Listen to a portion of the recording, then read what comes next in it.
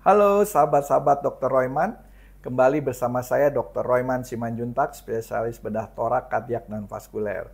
Kali ini saya akan membahas satu topik yang penting Anda ketahui bagi penderita penyakit jantung koroner yang sudah dilakukan operasi bypass jantung atau pemasangan ring atau stent.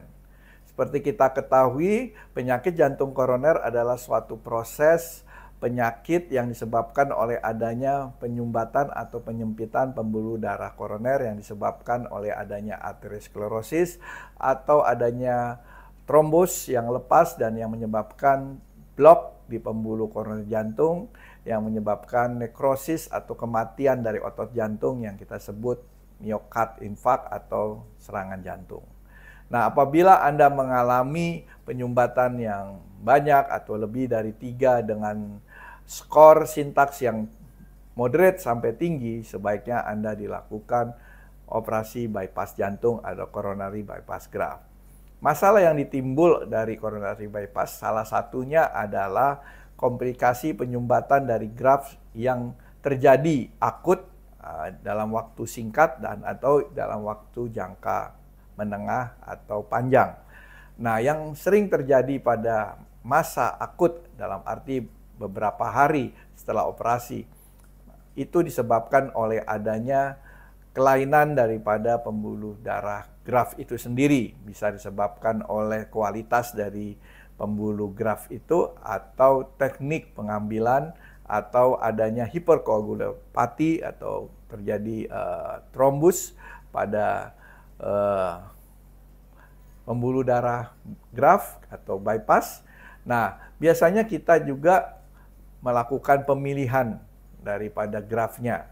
Biasa dipakai arteri, yaitu yang paling baik adalah arteri mamari atau arteri internal mamari yang bisa bertahan 10-15 tahun tetap bagus, atau dari arteri radialis atau vena savena magna. Nah, masalah yang timbul pada graft failure atau kegagalan graft biasanya sering terjadi pada vena. Itu karena adanya yang kita sebut tadi akut graft failure ya, atau kegagalan graft yang akut. Nah, atau juga bisa terjadi karena adanya kegagalan graft dalam waktu yang lama.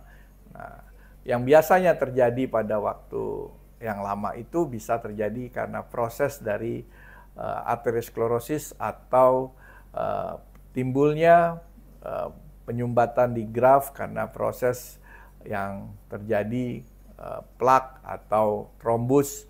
Nah, itu bisa karena adanya faktor-faktor yang tadi saya bilang. Ada hiperkoagulopati, ada penyakit diabetes mellitus, ada hipertensi, dan juga ada merokok dan kebiasaan-kebiasaan alkohol dan kurang olahraga yang bisa merusak daripada endotel pembuluh darah. Nah, kenapa pada arteri lebih tahan lama? Karena memang arteri mempunyai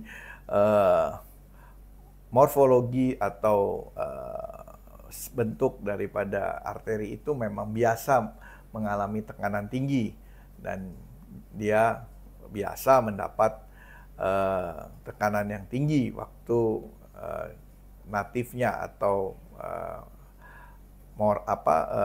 awalnya ya. Beda dengan vena. Vena memang bukan biasa mengalami tekanan yang tinggi.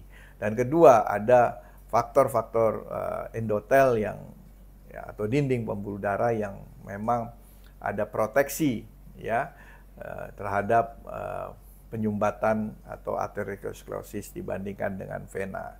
Dan selain itu juga kepatuhan daripada pasien untuk makan obat-obatan pengencer darah atau obat-obatan penurun kolesterol itu juga penting untuk diperhatikan. Makanya obat itu harus tetap dimakan dan kepatuhan atau kedisiplinan dari pasien itu juga menentukan.